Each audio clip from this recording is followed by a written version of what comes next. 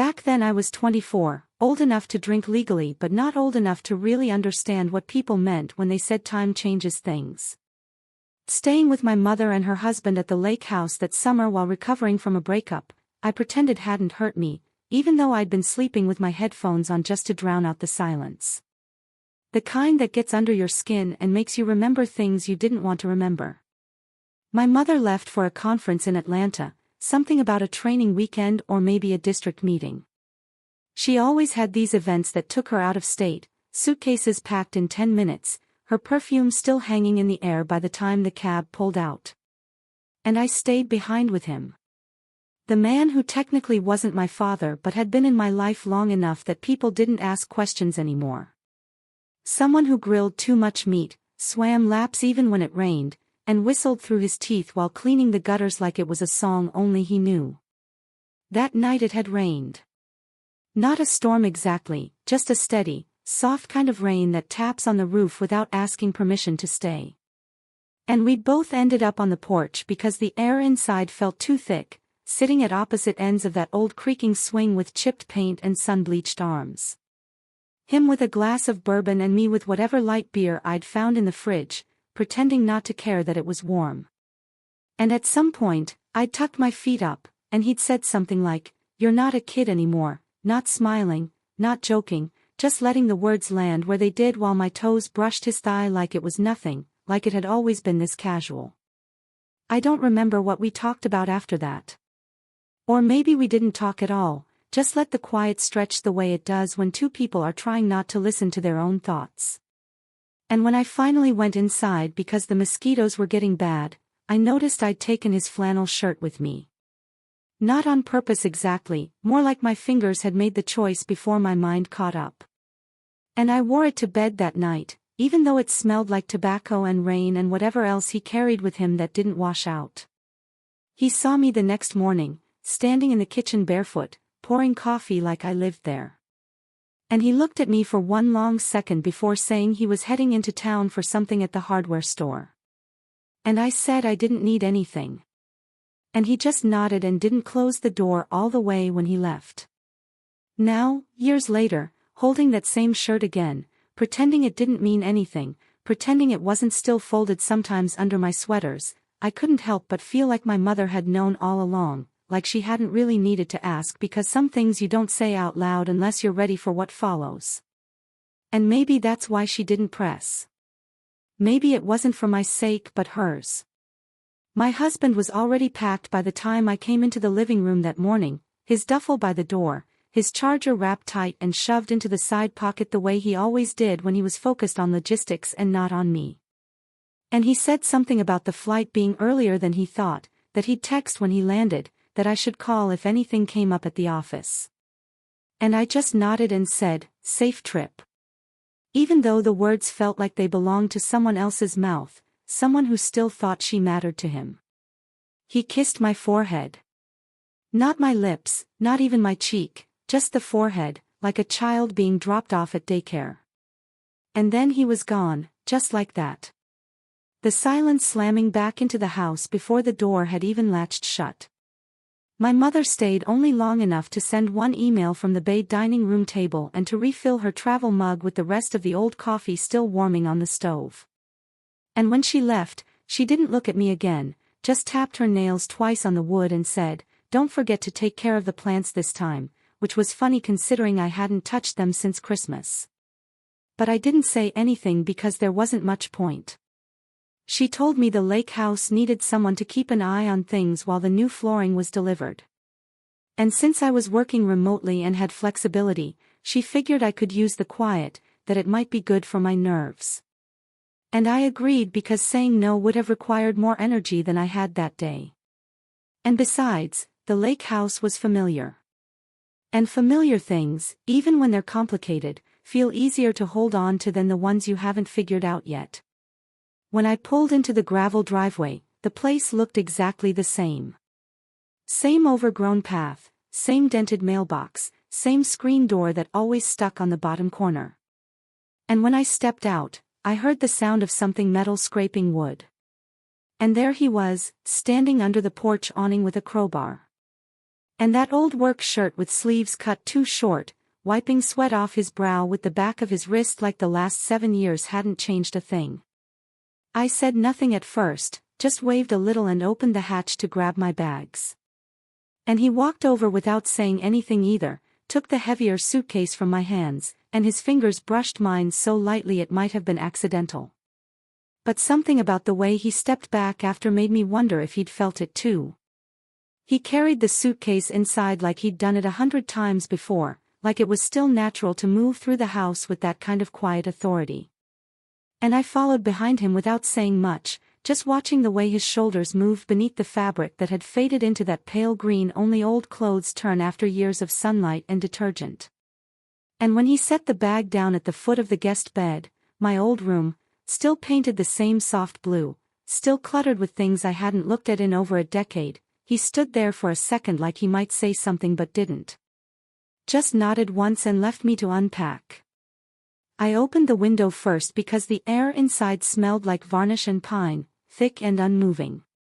And when the breeze came through, it carried that soft dirt smell from the edge of the woods, the one I used to love as a kid before I knew what nostalgia actually felt like.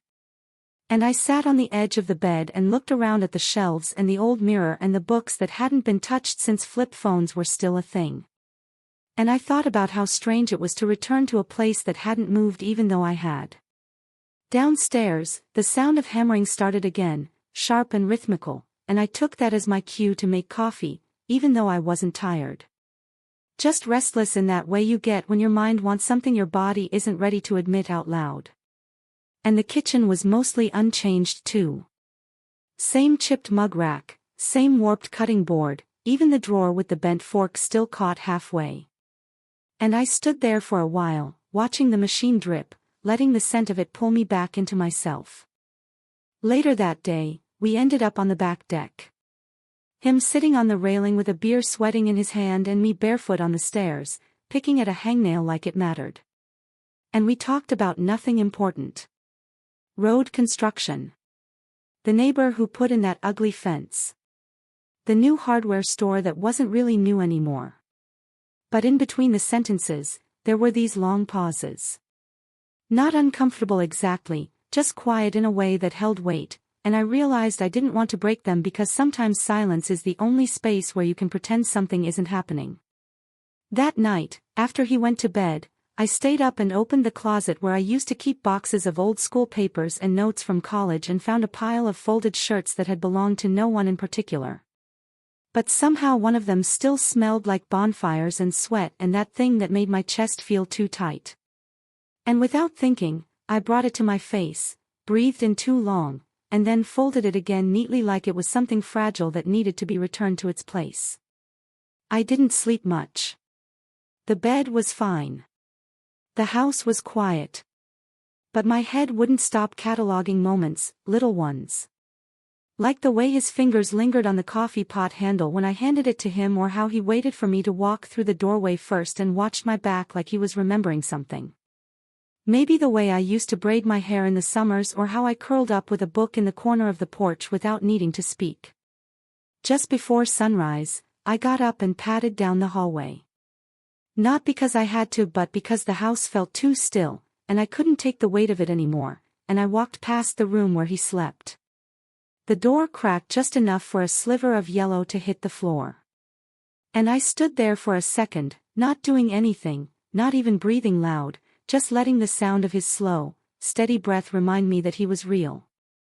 Still there, still solid in all the ways that I hadn't had in so long. I went back to bed and pulled the covers over my face, even though it was already too warm. And I didn't cry or talk to myself or pray like I used to when I couldn't sleep. I just lay there with my heart too loud in my ears and that shirt still tucked under the pillow like it might answer a question I wasn't ready to ask. And when morning came, and I opened my eyes to the same cracks in the ceiling that had been there since before I left for college, I didn't feel rested or clear-headed, just a little further away from who I used to be and maybe a little closer to something I wasn't supposed to want, something familiar and forbidden and quiet as a hand resting too long on a shoulder. In the morning, the sun hit the glass above the back door so directly that when I reached for the clothespins to fasten the edge of the thick beige curtain, a sudden gust of wind pulled the fabric loose, and I lost my balance on the stool, not dramatically, but just enough to feel that moment of weightlessness. And he, standing just a step away, holding the stepladder steady, caught me so precisely it was like he already knew I'd need him right then. His hands landing firmly at my waist and staying there for a breath too long. Not clumsy, not hurried, just solid in that way you don't question until it lingers. And when I stood straight again and looked off toward the corner, pretending I was searching for a pin to anchor the fabric higher, I could still feel where his fingers had been, like they were stitched there under my skin. By midday, we were both in the kitchen, not planning anything, just moving around each other the way people do when they've done it 1,000 times. Like choreography they never rehearsed but still somehow remembered. He pulled ingredients from the fridge, and I washed the vegetables. And when he passed me the cutting board, I didn't move away. Didn't even glance up. We both just started slicing on the same surface, elbows brushing gently, then again with each pause, and neither of us shifted. Not once, because we were both pretending not to notice, while every accidental touch echoed louder than the sound of the knife against wood. When the onions started to sting my eyes, I turned my head away toward the sink, blinking fast. But before I could say I was fine, he was there, holding that old kitchen towel, the one with faded patterns and frayed edges, dabbing carefully under my left eye, not pressing, not rushing, just moving with this strange kind of patience, like I was something fragile he didn't want to break. And it was so automatic, like he'd done it before. Not with me, maybe, but with someone he'd cared about, and I felt my mouth tighten and my chin twitch, even though my hands were still wet and one of them still gripped the knife like I had any business continuing to chop through blurred vision. Later that day, I wandered out to the porch while he was fixing the back door, telling myself I was checking the lock from outside, though really I just stood nearby, watching the way his arms flexed when he turned the screws. How his sleeves were pushed back, and the muscles moved under the skin like they had their own rhythm, how his shirt rode up slightly at the waist, exposing a line of tanned skin. And I didn't know how long I'd been staring until he looked up suddenly, and I turned away fast, pretending to examine the corner of the roof where a spiderweb clung to the gutter, wondering if he had noticed how long my gaze had lingered.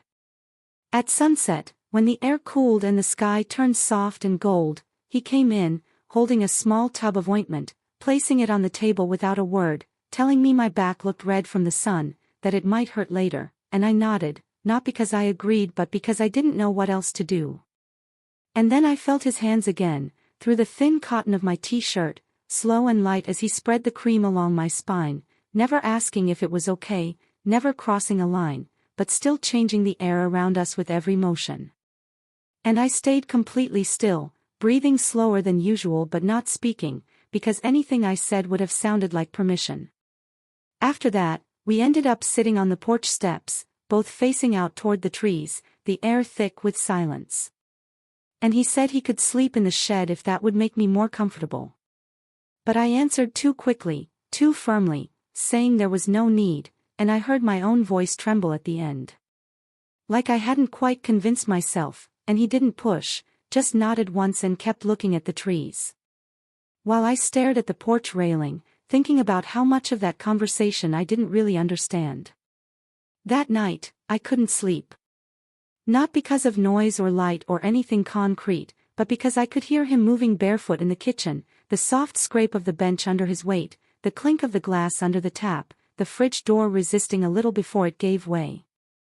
And each of those sounds was too close, too detailed, like they were happening right beside me. And I realized I wasn't just awake. I was waiting. Not for anything specific, not for footsteps or words, just for the moment I could admit that I was waiting at all. Just before sunrise, I gave up on pretending I was asleep and got out of bed without turning on the light, letting my bare feet find their way down the hallway the way they used to when I was younger and still remembered where every board creaked. And when I passed the guest bathroom, I could still smell the clean soap he used, the kind that always left behind something sharp and earthy.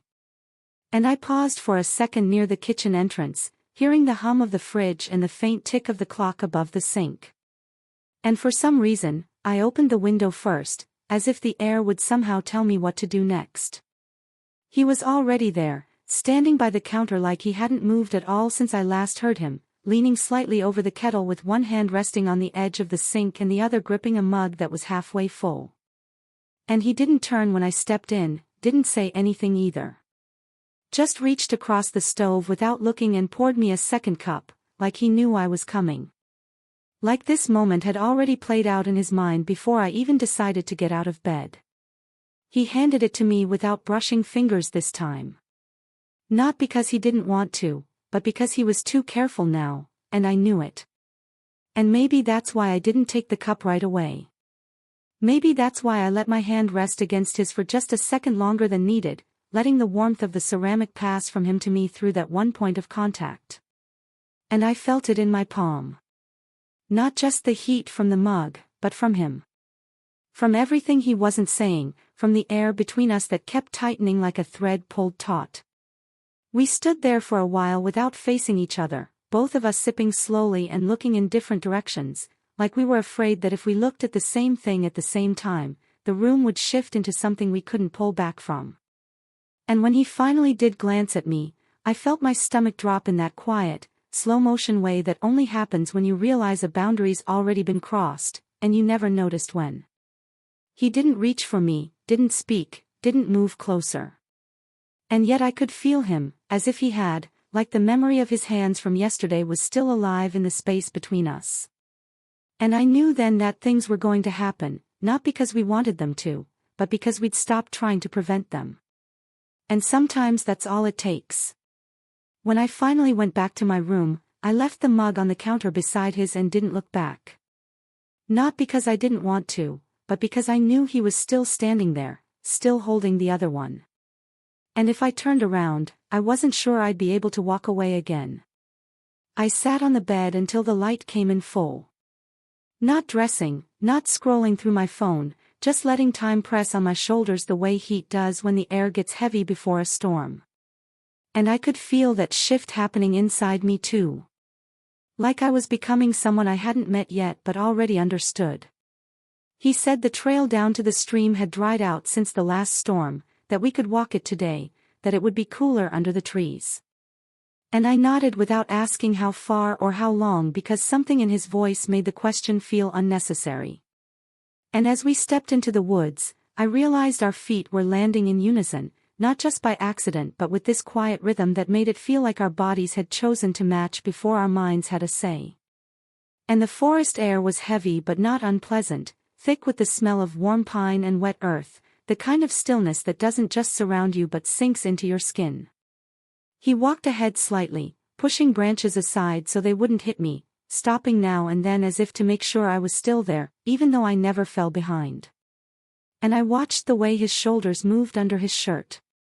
The muscles shifting in slow, familiar ways that made me feel something I hadn't allowed myself to feel in a long time. And somewhere between the second and third bend, I stepped on a root, a small one but slick, and my foot slid just enough to make my balance falter. And before I could even exhale, he was there, catching me around the waist with a grip that didn't shake, holding me steady and close, his hands locked tight against my sides as if letting go wasn't part of the plan. And I stayed there for a second longer than I needed to because he didn't let go right away either. We stood like that, not speaking, not moving, with our faces close enough that I could feel the rhythm of his breath match mine. And when he finally did pull away, it wasn't abrupt but careful. Like he didn't want to break something invisible between us. And I stood upright again, pretending nothing had shifted, even though I already knew it had. Down by the stream, it was quiet in that strange way where the whole world feels like it's holding its breath, only the soft chirp of insects and the slow curl of water over stones keeping time, and he took off his shirt, not rushed, not performative, just practical, draping it over a dry branch before stepping barefoot into the water up to his knees. And I laughed. A short burst that was more about nerves than anything else. And then it stopped because when he turned to look at me, there was something in his eyes that wasn't teasing or light, just this long, steady gaze that landed right where I couldn't deflect it. And I didn't move, didn't smile, didn't look away. The walk back was quieter, not because we were tired, but because something between us had changed shape, and above the trees, the clouds had pulled in so quickly it felt like they'd been waiting for us. And when the rain started, it wasn't gentle. It was immediate and cold. And we ran, not laughing, not racing, just moving fast, with our hands brushing once and then again until we hit the porch, soaked and shivering, our clothes clinging to our skin like they were trying to remember us. And we stood there on the steps, not reaching for the door, just breathing hard and close. And the way he looked at me then wasn't full of questions or even hesitation, just something quiet and wide, like understanding. And I felt it in my stomach first. That drop, that turn, and I didn't speak. I went inside first, peeling wet fabric from my body like I was shedding something old. Heading upstairs without turning on lights, stepping out of everything and pulling on a long, soft shirt I wore to sleep, not brushing my hair, not looking in the mirror, just listening for the sound of him moving below. And when I heard his steps on the stairs, I didn't feel surprised. He knocked once, so gently it barely registered. And I opened the door without asking why he was there. And he stood in the hallway with a towel in one hand and his shirt still clinging to him, rain dark and heavy. And when I reached for the towel, our hands touched again, not by mistake this time, but like a memory we'd both agreed not to forget. And I took it from him slowly, fingers pressing into his for a second longer than needed. And when I stepped back, neither of us said a word because at that point, silence was the only language left that didn't lie. He didn't take a step back when I moved into the room again but stayed in place, soaked through and quiet, still holding the towel like it had weight beyond its cloth. And for a long moment, we stood without speaking, surrounded by the kind of air that holds too much, the kind that presses against your chest and makes you feel like saying anything would tear a hole too wide to fix. And when he finally stepped forward, it was not abrupt or uncertain but careful in a way that made it clear he had already made the choice long before his body caught up to it. And I didn't move because there was nothing left in me that could pretend to misunderstand what was already happening between us. And in the space of a breath, we crossed whatever line had been drawn, not with words or questions but with a kiss that came not from impulse or mistake but from something that had been building in the silence like steam behind glass. And when his lips touched mine, it felt neither urgent nor soft but whole, complete in a way that required no explanation and left no part of me untouched. Not because of pressure or depth or movement, but because of the way the stillness between us shifted and folded into something I had never expected to feel again. And when it ended, he didn't speak or linger but stepped back slowly with eyes that didn't ask for anything more and walked away without looking back, leaving me standing in the same doorway with the towel still pressed to my chest and the heat of his mouth still on mine like something burned clean through. I didn't follow or close the door. I didn't cry or shake or call after him. I simply stood there long enough for the air to feel heavy again and then sat on the edge of the bed where the sheet still held the shape of last night's turning, and I stared at my bare knees for a while, not thinking, not forming any words, just letting the weight of what had happened settle into the corners of the room like smoke after a fire. And I realized in that moment that nothing about what had passed between us could be undone. Because it hadn't been sudden, it hadn't been spontaneous or reckless. It had been waiting, slowly, quietly, patiently unfolding beneath every glance and breath and passing gesture. And now that it had arrived, there was no going back to the version of me that still believed we were safe. When the phone rang, I felt it before I heard it. The sudden grip in my stomach, the instinct that something was about to change again. And when I looked down at the screen and saw her name, I answered with a voice I didn't recognize as my own because it was too calm, too even, too practiced. And she said she'd be arriving the next day, that things ended earlier than expected. That she needed to pick up a few things from the back room and check on the electricity in the shed. And the way she spoke was not rushed or curious or light the way it usually was, but flat and clipped, like she was reciting a sentence someone else had written for her. And as I listened, I realized she wasn't calling to inform me of plans. She was calling to hear the sound of my silence. I said all the things I was supposed to say. That of course she could come. That the weather was fine. That I'd have everything ready if she needed help. But none of it mattered because beneath every syllable, I could hear the way she was holding her breath, the way she was measuring the noise in the background, the way her pause stretched just long enough before ending the call without saying goodbye. And when the line went dead, it left a ringing in my ear that felt sharper than it should have, as though something had just broken, and I hadn't yet heard the pieces hit the floor. I didn't turn the light off. I didn't lie down. I just stayed where I was with the towel now forgotten at my side and my skin still remembering more than I wanted it to. And the house around me felt different. Not physically, but in the way empty buildings do after something real has passed through them, the air too still, the silence too full, every sound too clear. And when I finally heard the door open at the back of the house, I didn't panic or move but listened because I knew the sound of that door, the way it scraped if you didn't lift it first, the way the frame creaked as it closed. And I knew the weight of those footsteps. Heel first, steady, familiar.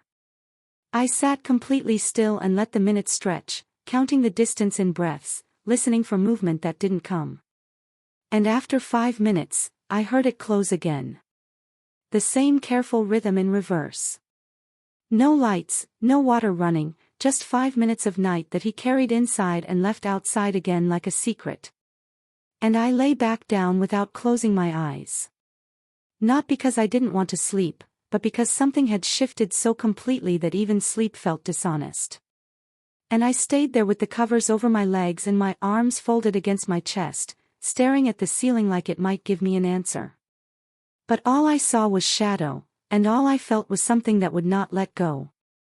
She arrived in a yellow taxi that didn't pull all the way into the driveway but stopped near the mailbox, like the driver didn't want to commit to the gravel, and when I opened the door, she didn't wave or smile or even take off her sunglasses, just stepped out slowly, paid in cash with bills folded too neatly, and walked past me into the house like she already owned the air inside it, saying over her shoulder that she'd be staying until Sunday because she had too much on her plate in the city.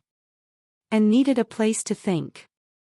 And the way she said it left no room for agreement or resistance, only the soft thud of her suitcase wheels bumping over the threshold as she disappeared down the hall without looking back. The moment she entered the kitchen, everything changed. Not loud, not dramatic, but in the way air changes before a storm, subtle shifts in temperature and weight and how sound bounces off walls. And I watched her place her purse beside the sink with deliberate precision, keeping her sunglasses on even in the filtered light of early afternoon, saying nothing about the weather or the drive or what I'd been up to since we last spoke. And her silence wasn't the kind that asks for space. It was the kind that declares a verdict has already been reached.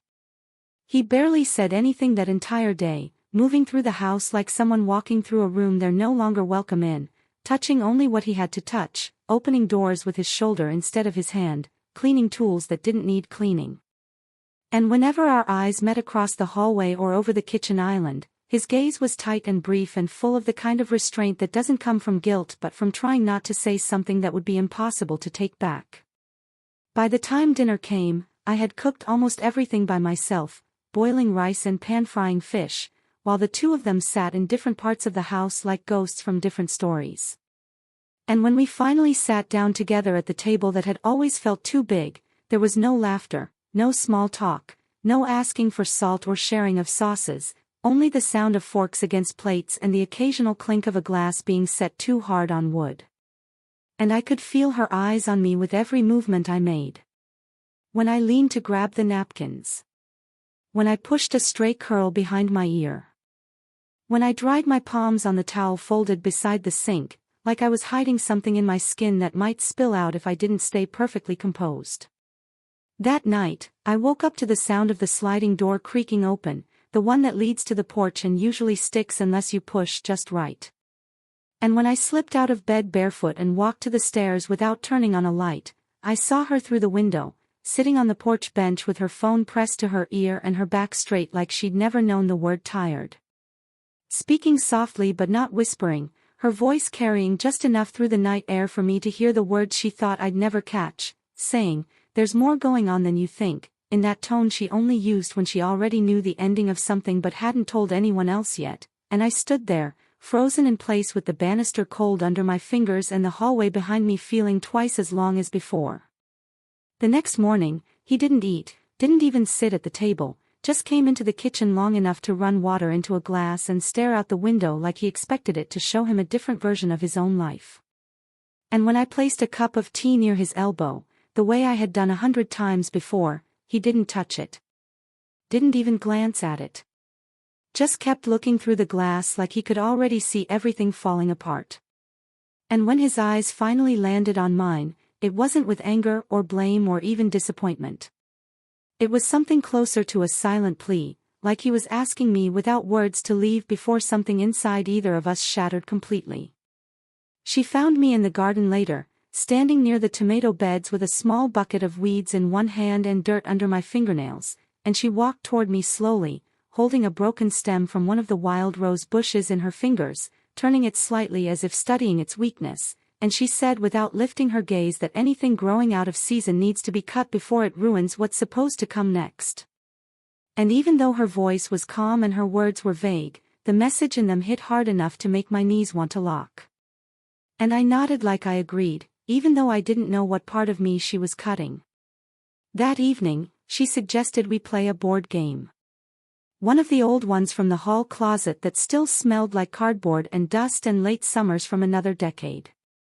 And we sat in the living room under the soft hum of the fan, pretending nothing was broken, moving pieces across a map of imaginary cities while smiling too tightly and laughing in short bursts that never reached our eyes.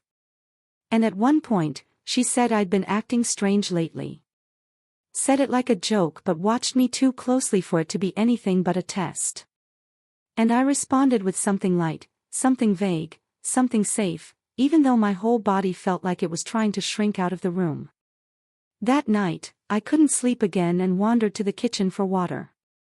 And when I passed the window that overlooked the backyard, I saw him standing near the fence, not smoking, not moving, just standing with his arms crossed like he was trying to keep himself from stepping toward the wrong direction.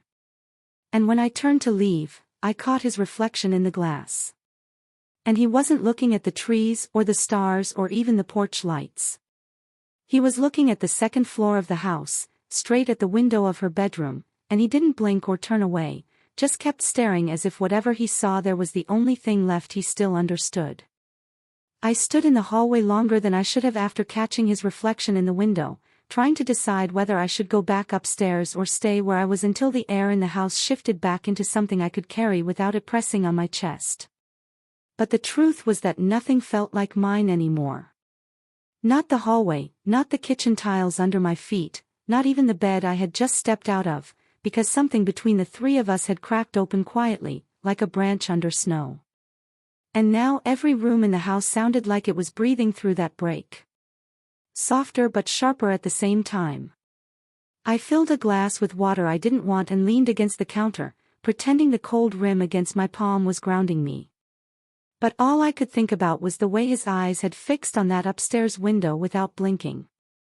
Like he wasn't afraid of being caught because part of him wanted to be, like he needed her to know just how far things had already gone without ever touching the ground. And the worst part wasn't that he was watching her room. It was that I didn't know if he expected her to look back. I slept on the couch that night, not because I was trying to make a point, but because the bedroom felt like a page I had already written too much on and couldn't erase without ripping the paper.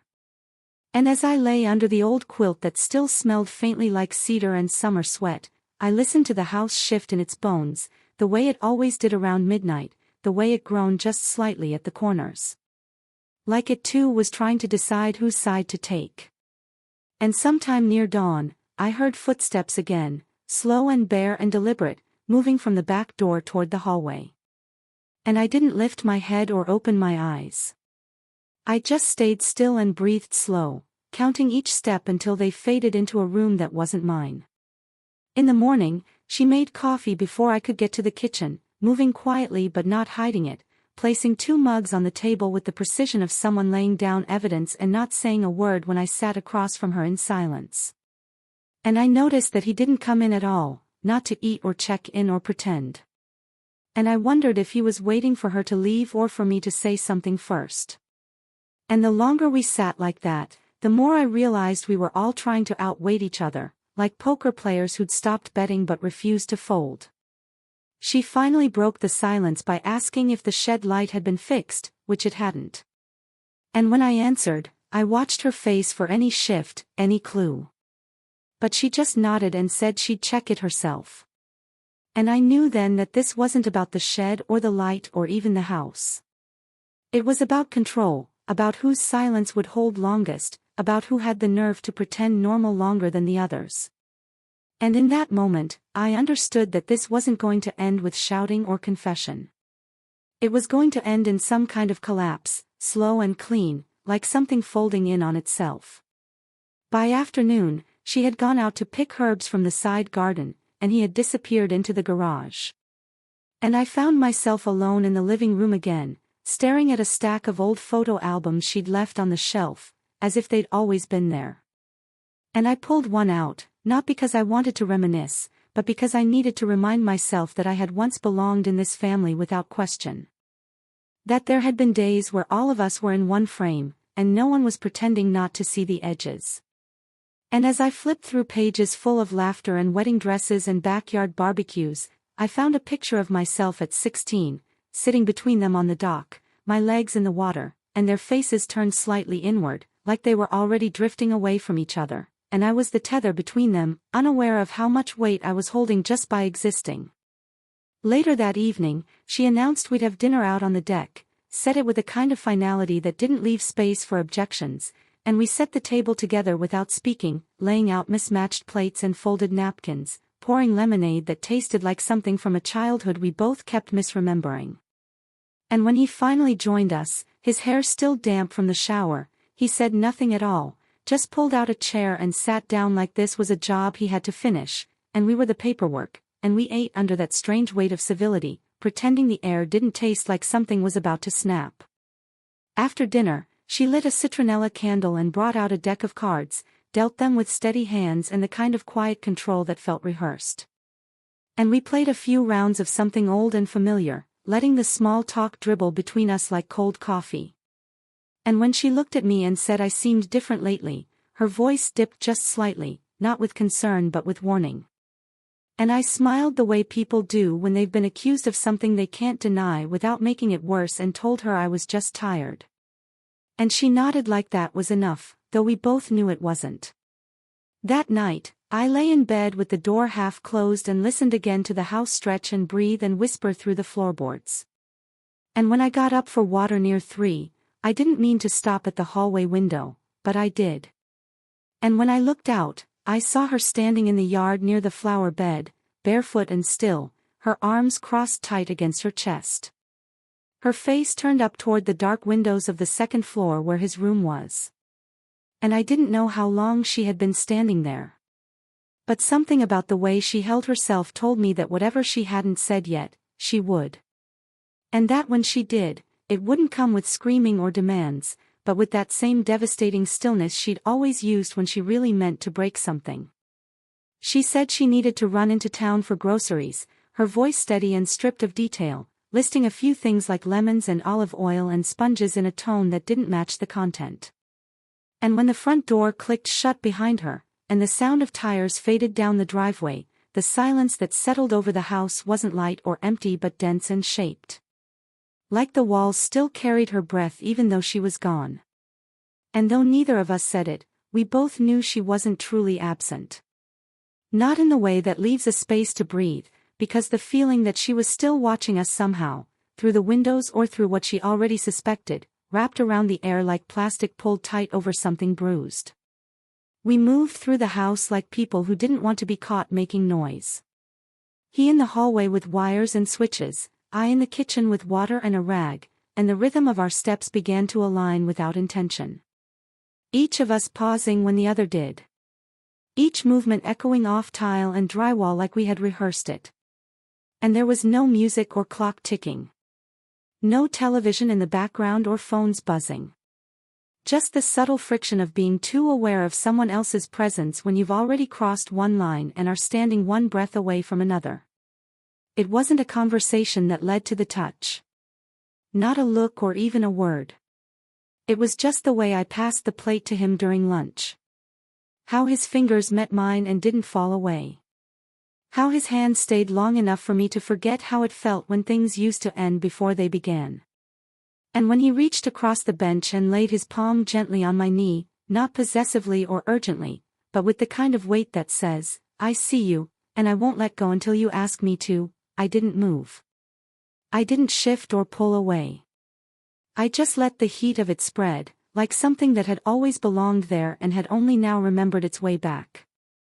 Later, I went to take a shower, not because I needed one, but because my body felt too loud under my skin, and I slipped into the bathroom with nothing but a thin robe and bare feet, steam curling already in the air before the water ran.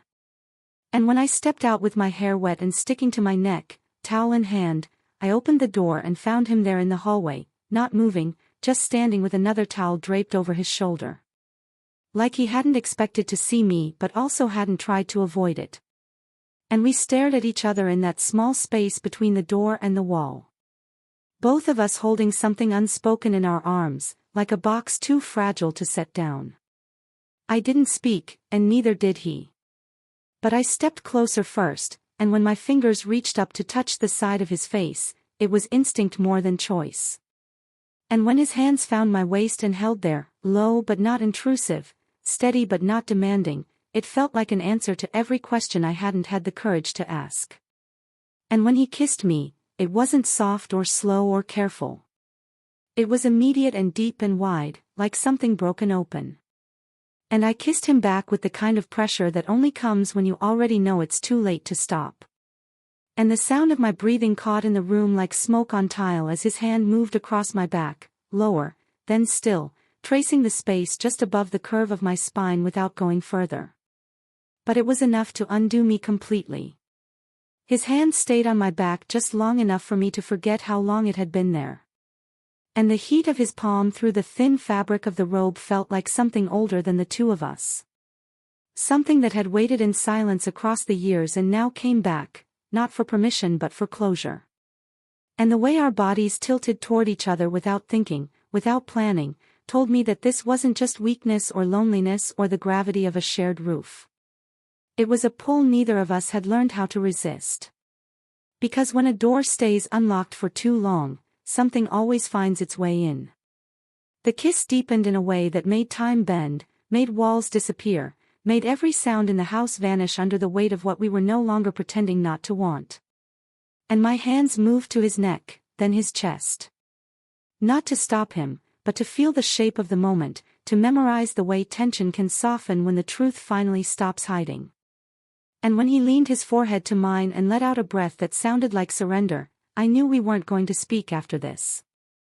Not immediately, not with words, because what we had just done said everything in a language we hadn't used since before we knew what language could break. But we didn't hear the door open.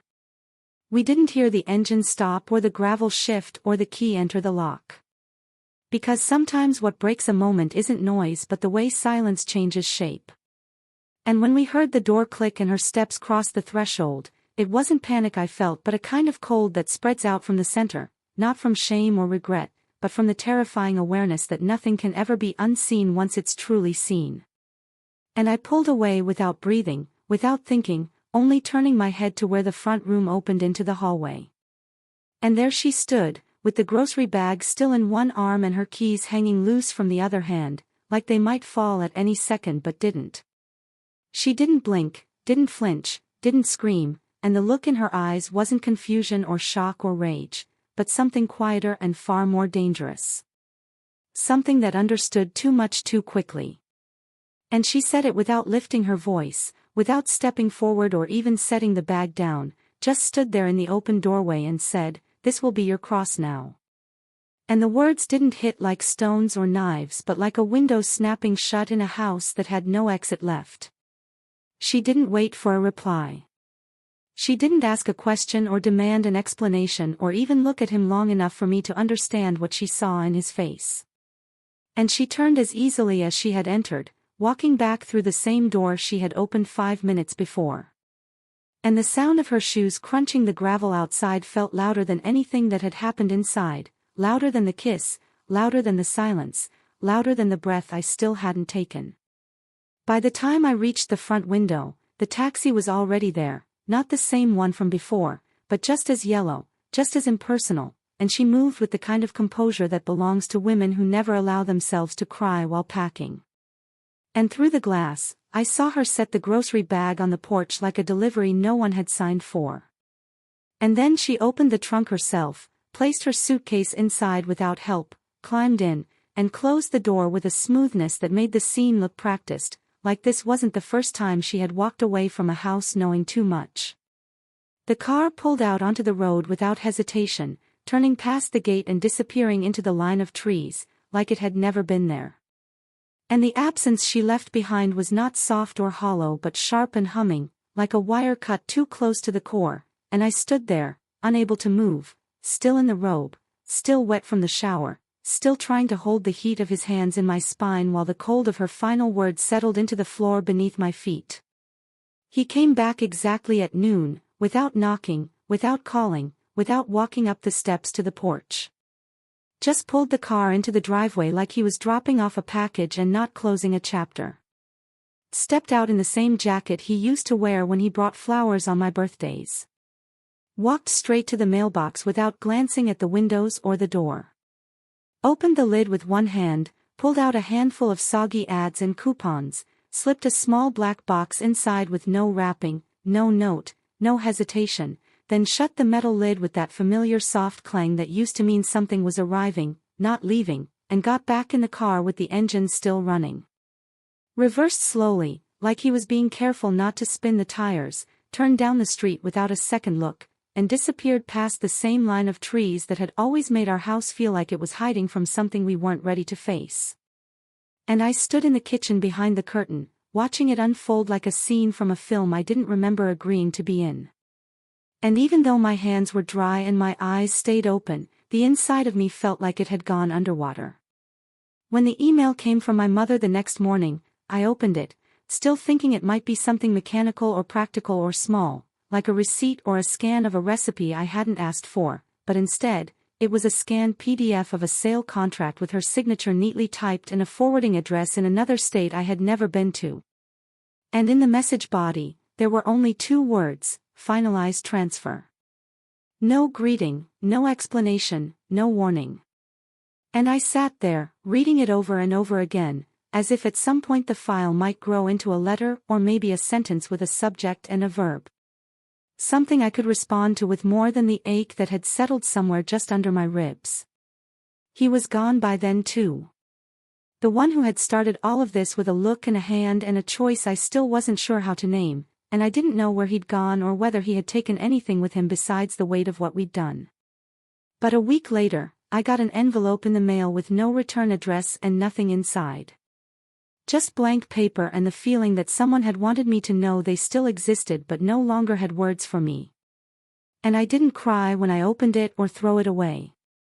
I just folded it back up and placed it in the drawer next to the sink where we used to keep loose change and coupons and things that were useful before everything broke.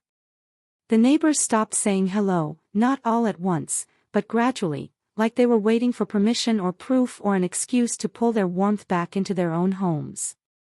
And the first time one of them crossed the street to avoid passing me on the sidewalk, I told myself maybe it was coincidence, maybe they were rushing, maybe their hands were full. But the second time, it was different. And the third time, someone actually muttered under their breath that they'd seen it. They'd seen enough. And the words didn't sting because they were cruel. They stung because they confirmed that everything I thought had stayed inside the house had in fact poured through the walls like smoke from something too long ignored. I moved 2 weeks later, not out of pride or panic or punishment, but because the house felt like it was shrinking from the inside, because every door squeaked louder and every window let in more wind. And I found a small apartment on the edge of town where the paint was new and the ceilings were low, and the silence was different, not cleaner, not kinder, just unfamiliar. And I unpacked quickly without organizing much, leaving drawers half empty and closets bare because there was nothing left I wanted to keep close enough to fold. And when I stood in front of the mirror that first night, I didn't recognize what I saw, not because my face had changed, but because something in my eyes had gone quiet, like a light had been shut off that I hadn't even known was on. The apartment had no balcony but a wide enough window to let the air in if I left it open. And some mornings I did, even when it was too cold or too loud outside, because something about that draft, the uneven noise of traffic and neighborhood dogs and car doors slamming, reminded me that I was still here, still occupying space, even if the version of me who used to believe in warmth and forgiveness had long since packed up and left without leaving a forwarding address. And I started eating the same thing every day because decisions felt harder now. Bland toast and instant coffee and apples that bruise too easily. And the silence became routine, not comforting, but familiar. The kind that settles not only in the walls but also in the spine. The letter came on a Tuesday. Stiff white envelope with my name in his handwriting and a return address I didn't recognize. And inside, it wasn't a message or an apology or even a question, just a printed invitation on cream paper with gold-foiled edges, embossed and perfect, the kind that costs more than it should. And across the center in thin, looping font was the announcement of his wedding to a woman whose name I hadn't heard in years but recognized immediately. The neighbor, the one who used to borrow flour and compliment my garden, the one whose kids played in our driveway and brought back my casserole dish still warm. And I stared at the date and the location and the RSVP instructions printed so politely at the bottom, like this was normal. Like it made sense to send that kind of thing to the person you left with nothing but an empty mailbox and a closed car door. I didn't go, of course. Didn't reply. Didn't even rip it up. I just folded it slowly and placed it in the drawer where the old utilities receipts went, the ones I still hadn't sorted since moving in. And for some reason, I felt nothing. No betrayal, no shock, just the flat quietness that comes when a puzzle piece clicks in exactly where you already knew it would fit. And that night, I lay awake for hours, not thinking about him. Not thinking about her, just listening to the way the wind moved through the cracks in the window frame, like it was trying to say something I no longer needed to understand. The shirt appeared when I was looking for an extension cord, shoved in the back of a drawer I hadn't opened since the day I unpacked, and I knew it immediately, not by sight but by feel. The fabric too soft in a way no detergent could replicate. The collar slightly stretched. The faded thread on the cuff where I used to play with the seam between my fingers when I thought no one was watching. And I pulled it out without hesitation. Didn't smell it. Didn't hold it close. Just walked to the window and hung it on the metal rail outside, like it was laundry. Like it was nothing, like it could dry and fly off and land wherever it wanted because I wasn't going to touch it again. I didn't close the window that night. I left it open as the wind picked up. Let the sounds of traffic and laughter and weather push into the room like strangers asking for space. And I sat in the corner with my knees pulled up, wrapped in a blanket that didn't smell like home because nothing did anymore. And I stared at the shirt as it moved gently in the breeze, barely shifting, like it too didn't know whether to stay or go. And when morning came, and the light stretched across the floor in long, tired lines, I didn't get up to check if it was still there. I just watched because there's a difference between being alone and being left, between silence that soothes and silence that accuses. And as the day warmed and the outside world began its usual rhythm, I sat still, feeling nothing and everything at once, knowing that the shirt would either fall or stay, that the wind would either carry it or forget it, and that whatever came next would be quiet, not because I had healed or forgiven or moved on, but because there was no one left to ask why it hurt. And in that silence, in that narrow room with its white walls and blank mirror and crooked blinds, I finally understood what people mean when they say time doesn't fix anything. It just moves forward without asking if you're coming with it. And I stayed seated by the window until the light changed, until the shadows grew longer, until the sound of summer filled the room again. But inside me, nothing changed at all.